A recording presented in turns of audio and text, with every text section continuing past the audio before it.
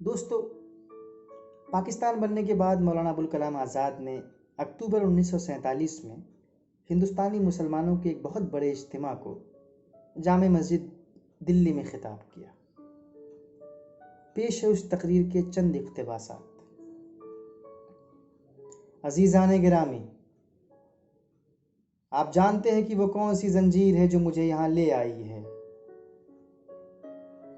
آج تمہارے چہروں کا اضطراب اور دلوں کی ویرانی دیکھتا ہوں تو مجھے بے اختیار پچھلے چند سالوں کی بھولی بسری کہانیاں یاد آ جاتی ہیں۔ تمہیں یاد ہے، میں نے تمہیں یہیں سے پکارا اور تم نے میری زبان کاٹ لی۔ میں نے قلم اٹھایا اور تم نے میرے ہاتھ قلم کر دیے۔ میں نے چلنا چاہا، تم نے میرے پاؤں کاٹ دیے۔ میں نے کروٹ لینی چاہی اور تم نے میری کمر توڑ دی۔ میں نے تمہیں خطرے کی ہر شاہراہ پر جھنجھوڑا، لیکن تم نے میری صدا سے نہ صرف اعراض کیا بلکہ غفلت و انکار کی ساری سنتیں تازہ کر دیں۔ میں تمہارے زخموں کو کریدنا نہیں چاہتا اور تمہارے اضطراب میں مزید اضافہ میری خواہش نہیں، لیکن اگر کچھ دور ماضی کی طرف پلٹ جاؤ تو تمہارے لیے بہت ساری گرہیں کھل سکتی ہیں۔ ایک وقت تھا میں نے ہندوستان کی آزادی کے حصول کا احساس دلاتے ہوئے تمہیں پکارا تھا اور کہا تھا، جو ہونے والا ہے اس کو کوئی قوم اپنی نحوست سے نہیں روک سکتی۔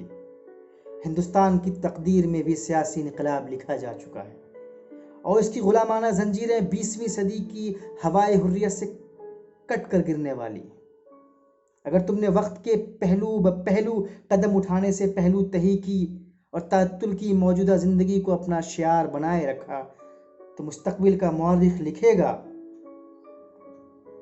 کہ تمہارے گروہ نے جو 7 کروڑ انسانوں کا ایک غول تھا، ملک کی آزادی کے بارے میں وہ رویہ اختیار کیا جو صفحہ ہستی سے محو ہو جانے والی قوموں کا شیوا ہوا کرتا تھا۔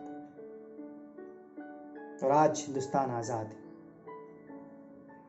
اور تم اپنی آنکھوں سے دیکھ رہے ہو کہ وہ سامنے لال قلعے کی دیوار پر آزاد ہندوستان کا جھنڈا اپنے پورے شکوے سے لہرا رہا ہے۔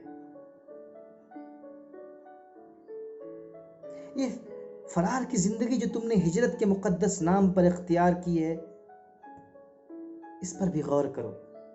تمہیں محسوس ہوگا کہ یہ غلط ہے۔ اپنے دلوں کو مضبوط بناؤ اور اپنے دماغوں کو سوچنے کی عادت ڈالو اور پھر دیکھو کہ تمہارے فیصلے کتنے عاجلانہ ہیں۔ آخر کہاں جا رہے ہو اور کیوں جا رہے ہو؟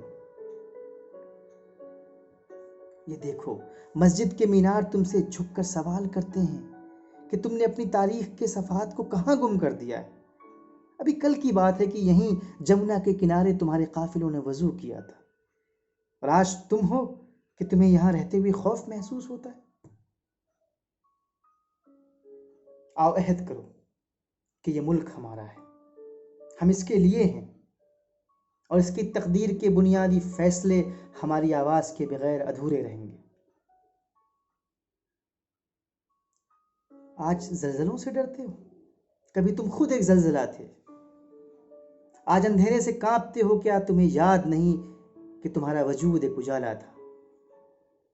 یہ بادلوں کی سیل کیا ہے کہ تم نے بھیگ جانے کے خدشے سے اپنے پائچے چڑھا لیے؟ وہ تمہارے ہی اسلاف تھے جو سمندروں میں اتر گئے، پہاڑوں کی چھاتیوں کو روند ڈالا، بجلیاں آئیں تو ان پر مسکرا دیے، بادل گرجے تو قہقہوں سے جواب دیا، سر اٹھی تو رخ پھیر دیا، آندھیاں آئیں تو ان سے کہا کہ تمہارا راستہ یہ نہیں ہے۔ یہ ایمان کی جاگنی ہے کہ شہنشاہوں کے گریبانوں سے کھیلنے والے آج خود اپنے ہی گریبان کے تار بیچ رہے ہیں اور خدا سے اس درجہ غافل ہو گئے ہیں کہ جیسے اس پر کبھی ایمان ہی نہیں تھا۔ عزیزو، میرے پاس تمہارے لیے کوئی نیا نسخہ نہیں ہے، 1400 برس پہلے کا پرانا نسخہ ہے، اور وہ نسخہ ہے قرآن کا یہ اعلان، لا تہنوا ولا تحزنوا وانتم الاعلون ان کنتم مومنین۔ آج کی صحبت ختم ہو گئی، مجھے جو کچھ کہنا تھا میں اختصار کے ساتھ کہہ چکا۔ مگر پھر کہتا ہوں اور بار بار کہتا ہوں، اپنے حواس پر قابو رکھو، اپنے گرد و پیش اپنی زندگی خود فراہم کرو۔ یہ منڈی کی چیز نہیں کہ تمہیں خرید کر لا دوں، یہ تو دل کی دکان ہی سے اعمال صالحہ کی نقدی پر دستیاب ہو سکتی ہے۔ والسلام علیکم ورحمۃ اللہ وبرکاتہ۔ ساتھیوں، سننے کے لیے بے حد شکریہ۔